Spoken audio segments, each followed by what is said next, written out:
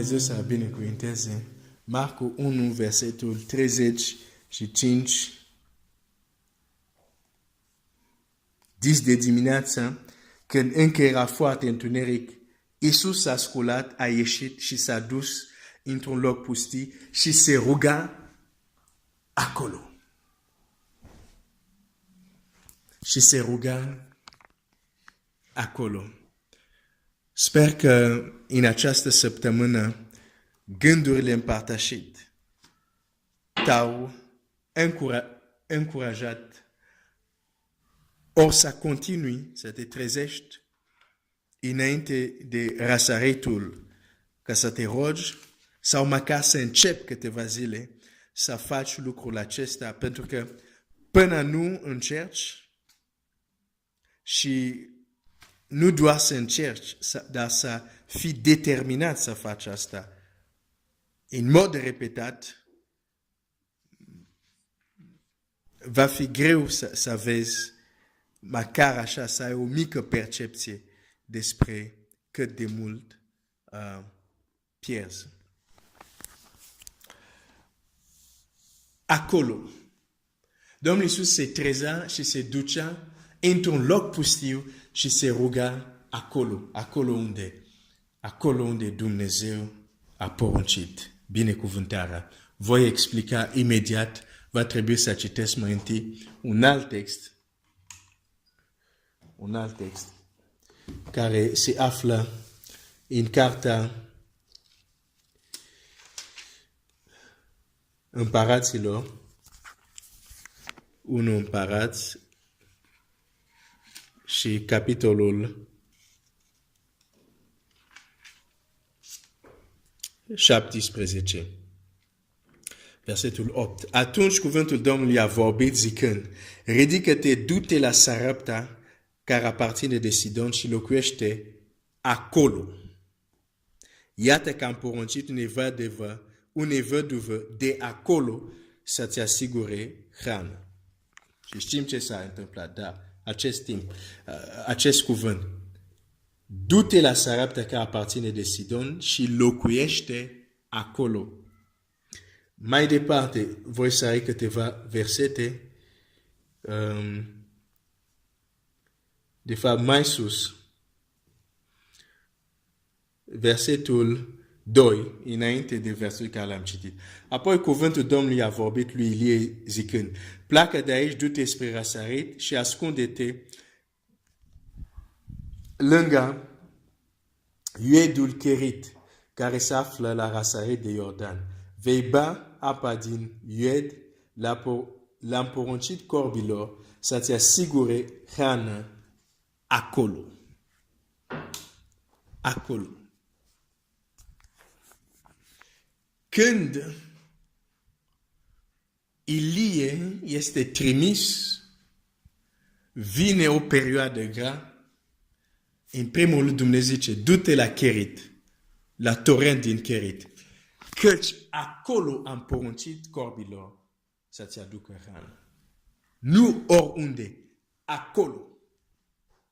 Există locuri unde Dumnezeu poruncește binecuvântare sau trimite hrană sau binecuvântare sau ceea ce ai nevoie și trimite acolo. Când vorbește cu Avram, nu o să continui să citesc, dar când vorbește cu Avram, spune așa: să-mi aduci, când cere Isaac, îi zice și pe ce munte, acolo să-l aduci.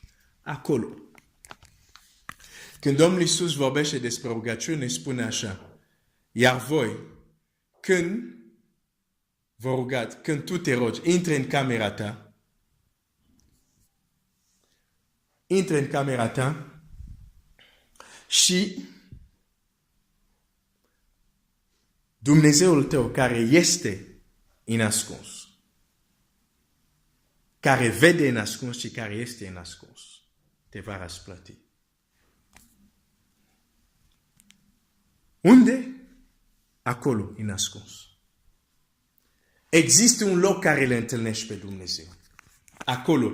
Și este în acest loc acolo unde Dumnezeu răspunde, unde Dumnezeu trimite rana, unde Dumnezeu trimite binecuvântarea, unde Dumnezeu trimite tot ce ai nevoie. Și pentru noi nu mai este Kerit, nu mai este Sarepta, pentru noi acel acolo este întâlnire cu Dumnezeu în rugăciune. Este acolo al nostru. Fie că te rogi în bucătărie, în baie sau în curte la tine, dar locul care îl găsești ca să intri în camera ta interioară, să-L întâlnești pe Dumnezeu acolo, acel moment, acolo Dumnezeu trimite binecuvântare. Noi uneori cred suntem ca niște Elie. Dumnezeu zice, du-te la Kerit, acolo am poruncit corbii să-ți aducă mâncare. Noi ne plimbam în alt loc și zicem, Doamne, mi-este foame. Unde sunt corbii? Nu am zis corbi să vină unde ești tu. Ți-am zis tu să te duci acolo. Uneori avem probleme, zicem, Doamne, răspunde, Doamne, ajută-ne. Dar noi nu mergem acolo. Nu ne rugăm acolo. În omul interior. În starea unde, și chiar pasajul ăsta când zice, când tu te rogi în camera ta,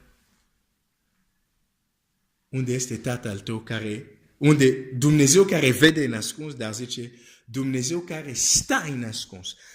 Deci te duci într-un loc unde Dumnezeu stă. Este o întâlnire. Și în această întâlnire, acolo Dumnezeu trimite binecuvântare. Dacă ai nevoie de corp să te ducă hrana acolo, dacă ai nevoie de vindecare acolo, dacă ai nevoie de un răspuns din partea lui Dumnezeu acolo, dar dacă nu te duci acolo, nu primești nimic. Nu că Dumnezeu nu a trimis sau nu a răspuns, doar că tu nu te-ai dus acolo. Vreau să mă trezesc să mă rog, dar nu pot să mă dau jos din pat la timp. De ce să te dai jos din pat la timp? Ca să ajungi acolo. Ca să ajungi acolo. La moment când Dumnezeu îți vorbește. La moment când Dumnezeu dezvoltă în tine caracter și îți dă tărie. Acolo unde Dumnezeu trimite.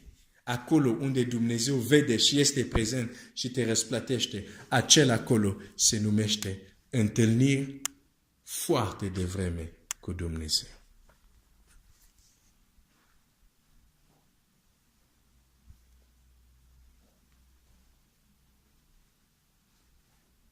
Uneori poate te vei trezi și te vei duce acolo și o să spui doar, Doamne, sunt aici. Călăuzește. Doamne, sunt aici. Vreau doar să te laud. Dar o faci ca și cum vezi pe cel care este nevăzut. Nu o faci cascând, nu o faci plictisit. Nu, Dumnezeu e acolo.